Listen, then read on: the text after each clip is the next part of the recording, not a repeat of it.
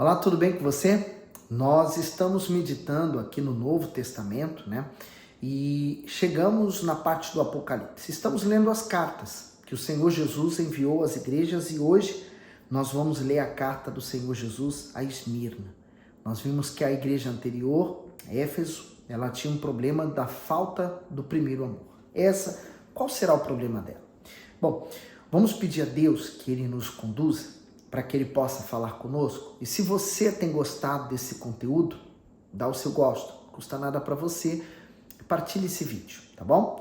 Senhor meu Deus, obrigado por essa chance de podermos nos consertar com o Senhor e viver a fé. Por isso peço que o Senhor fale a cada um de nós e abençoe essa pessoa, meu Pai. Nem precisava pedir a tua bênção, porque aqueles que ouvem, lê esse livro, já tem essa bênção como garantia, tua promessa. Por isso, meu Pai, eu peço por ela, para que ela tenha o seu entendimento também aberto e seja abençoada. Em nome de Jesus. Amém. A semelhança da outra vez, nós vamos fazer aqui, nós vamos ler todo o texto, sem entrar nos detalhes do comentário, e depois nós voltamos lendo os comentários e fazendo algumas observações. Vamos lá? Então, Apocalipse 2:8. E ao anjo da igreja em Esmirna, escreve, isso diz o primeiro e o último, que foi morto e reviveu. Conheço as tuas obras e tribulação e pobreza, mas tu és rico.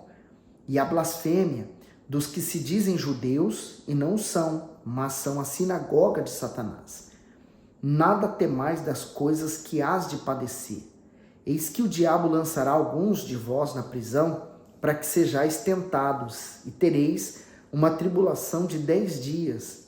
Sê fiel até a morte, e dar-te-ei a coroa da vida. Quem tem ouvidos, ouça o que o Espírito diz às igrejas, e ao que vencer não receberá o dano da segunda morte. Bem, o tema central então dessa igreja, com certeza, é a tribulação e a pobreza, mas ela era uma igreja pobre, porém rica, né? Contradição não, ela era pobre talvez financeiramente, mas rica espiritualmente, né? A tribulação a tornava rica. Bom, nós vamos então agora desenvolver esse assunto e eu começo pelo versículo 8. E ao anjo da igreja em Esmirna escreve, isso diz o primeiro e o último que foi morto e reviveu. Comentário do versículo 8. Igreja em Esmirna. A cidade de Esmirna era uma das mais prósperas da Ásia Menor devido ao seu forte comércio. Embora a igreja cristã dessa localidade fosse pobre materialmente, era rica em fé. Ser cristão naquela cidade era um grande desafio por causa da intensa perseguição, inclusive muitos foram mortos por confessarem a Jesus como Senhor e Salvador.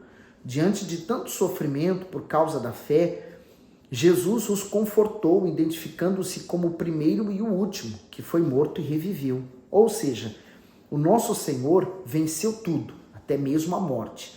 Aqueles que forem fiéis a Ele até o fim dos seus dias receberão a coroa da vida e viverão ao seu lado eternamente. A segunda carta, né, também dirigida ao anjo da igreja, Esmirna, então, portanto, hoje é dirigida aos cristãos, e isso diz o primeiro e o último. Assim o Senhor Jesus se identifica, sendo o primeiro, aquele que veio, e também o último, aquele que voltará, né? O que foi morto, porque ele morreu por nós, pelos nossos pecados, para que nós pudéssemos ter vida. E ele reviveu, assim como todos aqueles que estão salvos também vão voltar à vida.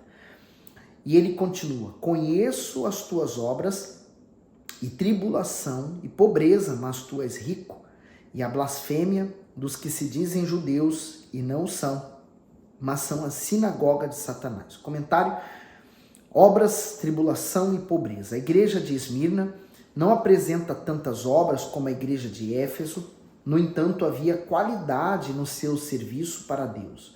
Éfeso caracterizava quantidade e Esmirna qualidade. Essa igreja estava sendo triturada pela perseguição, e isso fazia o seu caráter e a sua fidelidade ao Senhor Jesus se destacarem. ela suportou as duras provas a que foi submetida porque amava o Salvador acima de tudo.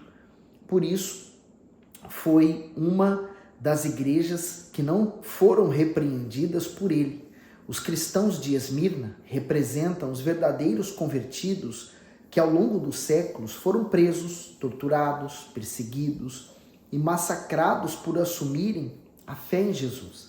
As perseguições contra a igreja de Nosso Senhor existiram no passado, existem hoje e existirão no futuro, até que seja arrebatada aos céus para encontrar-se com o noivo.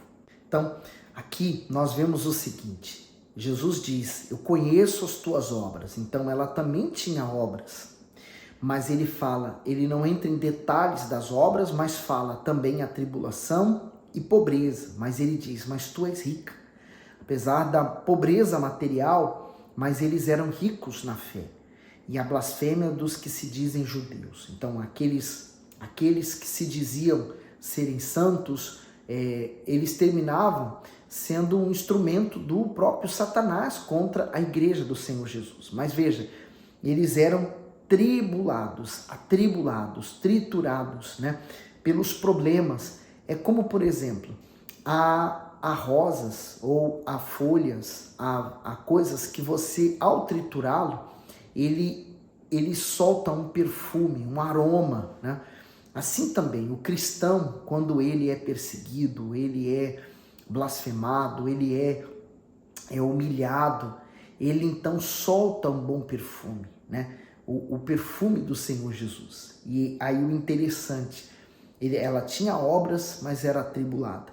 Diferença de Éfeso, né? A Éfeso não tinha tribulação alguma. Ele tinha muitas obras, né? Faziam muitas coisas, porém eles perderam o primeiro amor. Então, as perseguições que Esmirna ela sofre faz com que ela esteja constantemente aos pés do Senhor Jesus. Então, aqui nós vemos a importância dos problemas na nossa vida, né? Eu sei que não é bom passarmos por problemas, privações, situações difíceis, eu sei que nada disso é bom. Porém, essas coisas traz algo proveitoso para a nossa fé. Então, os momentos de não problemas, as situações de conforto podem ser um problema para a vida espiritual daquela pessoa, né? No 10, nada temas das coisas que há de padecer. Eis que o diabo lançará alguns de vós na prisão para que sejais tentado, e tereis uma tribulação de 10 dias. Sê fiel até a morte e dar-te-ei a coroa da vida. O comentário do versículo 10, nada temas. O Senhor Jesus jamais prometeu facilidade para aqueles que se dispõem a seguir. Pelo contrário, ele não só falou dos sofrimentos pelos quais os cristãos de Esmirna passariam, como também os especificou. O Senhor deixou claro que quem está por trás das perseguições é o próprio diabo, cujo objetivo é fazer com que as pessoas desanimem e abandonem a fé. Os 10 dias de tribulação aqui mencionados representam um período de grandes provações, quando muitos cristãos de Esmirna seriam perseguidos e até mortos. Olha que interessante, né? Quando nós vemos essa frase, não temas, né? É como se Deus estivesse dizendo assim, olha, eu enfrentei toda a tribulação antes de você. Eu fui atribulado, eu fui triturado, os inimigos me afligiram, mas eles não tiveram a última palavra. Eu tenho, ele falou, eu sou o primeiro e o último. Então, se você morrer por causa dessas perseguições, não se preocupe, eu estou aqui, vou recebê-los. Então, que maravilha quando Deus conhece as nossas obras e tribulação e mais, Ele está à nossa espera e está sofrendo junto conosco e permite aquilo tudo, mas com o sentido de nos preservar na fé e nos fazer vencer. Por isso nós lemos, não temas das coisas que há de padecer. Quer dizer, eu estou aqui, olha, eu estou com você. Vão vir coisas, vão surgir situações, mas olha, eu sofri também. Eu padeci também, mas eu venci. Você vai vencer. A parte B diz assim, ser fiel até a morte. Ao que tudo indica, Policarpo era o bispo da igreja de Esmirna naquela época.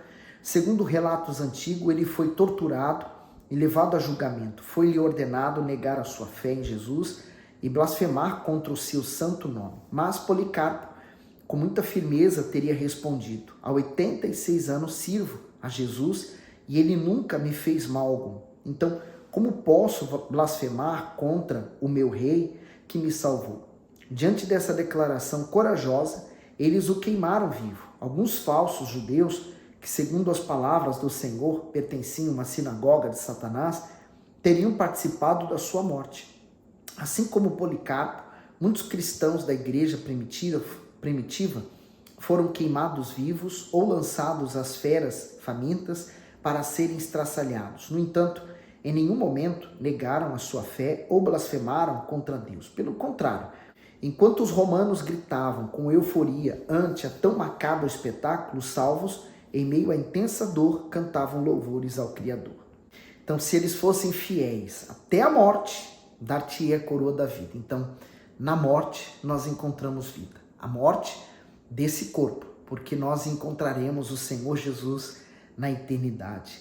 O versículo 11 diz: quem tem ouvidos, ouça o que o Espírito diz às igrejas. O que vencer não receberá o dano da segunda morte. O comentário diz assim: a segunda morte é uma referência à condenação eterna no lago de fogo e enxofre. É um lugar tão terrível que a própria morte e o inferno serão lançados dentro dele. Por isso, não há promessa maior do que escapar da segunda morte. Apenas aqueles que têm o seu nome escrito no livro da vida é que estarão livres dessa condenação. Portanto, aquele que lê estas palavras e não tem certeza da salvação deve interromper agora mesmo a leitura e fazer uma oração sincera a Deus, entregando em suas mãos toda a sua vida. Não deixe para depois. Tudo pode esperar, menos a salvação da nossa alma. Sabe qual é o maior perigo que nós podemos passar na fé? É o da autossatisfação, né? A autossatisfação espiritual, quer dizer, a ausência de qualquer problema, de qualquer situação. Nos faz trabalhar e nos perdemos no fazer.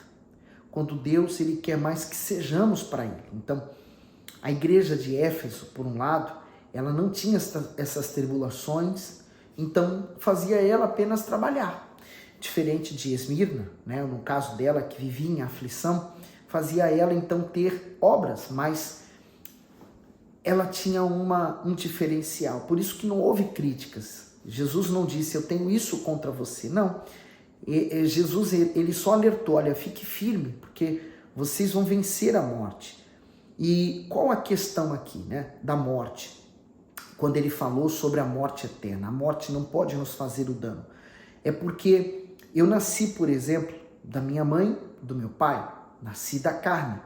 Então, esse nascimento, se eu parar só por aí e eu não desenvolver o segundo nascimento, que é renascer de Deus, do Espírito Santo, então eu vou sofrer o dano das duas mortes. A morte natural do corpo e a segunda morte, a eterna. Mas é uma morte que não é morte, é uma morte eterna, quer dizer, eu recebo um novo corpo, eu continuo tendo consciência de tudo e vou arder no fogo do enxofre. Fogo e enxofre. Quando eu nasci do meu pai e da minha mãe, mas decido espiritualmente morrer para esse mundo, então o Espírito Santo gera em mim um novo ser. Eu tenho um segundo nascimento. Esse segundo nascimento, eu tenho apenas uma morte, porque o restante é vida com Deus. Então, aqui está o diferencial. Por isso que ele diz, vou ler de novo: quem tem ouvidos, ouça o que o Espírito diz às igrejas, ao que vencer não receberá o dano da segunda morte. E leio de cima: ser fiel até a morte. Então, ser fiel é você ser fiel à palavra de Deus até o fim. É você permanecer fiel àquele pensamento, ao primeiro amor, às palavras do Senhor Jesus, como foi Policarpo, né? Naquele tempo era dado 3 chances para a pessoa negar a Jesus, negar a sua religião, negar a sua fé, e ela estaria absorvida e voltaria à sua vida. Porém, aqueles que negar ao Senhor Jesus e permanecesse firme nessa afirmação, morreriam. Então muitos morreram. Por isso que você está disposto hoje a seguir o caminho da autorrenúncia por amor a Jesus? Você está disposto a ser um pobre rico? Ou você prefere dar todo o valor às riquezas materiais e ser um pobre espiritual, né?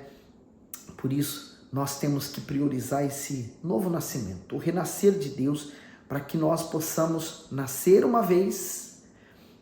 Aliás, desculpa, quando nós nascemos uma vez, nós morreremos 2 vezes. Quando nós nascemos 2 vezes, só vamos morrer uma vez só. E a promessa, portanto, é: ao que vencer, não receberá o dano da segunda morte. Portanto, ao que nasceu de Deus, a morte não pode lhe fazer qualquer dano, porque ele nasceu de Deus, ele tem uma garantia. Então, priorize isso, né? Essa igreja, ela é marcada pela tribulação, mas veja o quanto ela se voltou para Deus. Então não reclama, né? Não reclama. Eu sei que os nossos instintos, eles querem reclamar na hora das tribulações, mas não reclama. Creia, aquilo que você está passando naquele momento vai contribuir lá na frente, você vai ver a diferença. Olha, que nós sejamos essa igreja, né? Ele é o ideal para todo cristão, ser como a igreja de Esmirna. Que venhamos nos converter e nos firmar na fé, ser fiel até o fim, ser fiel à promessa, ao voto e à palavra do nosso Deus. Fique bem. Até o próximo vídeo.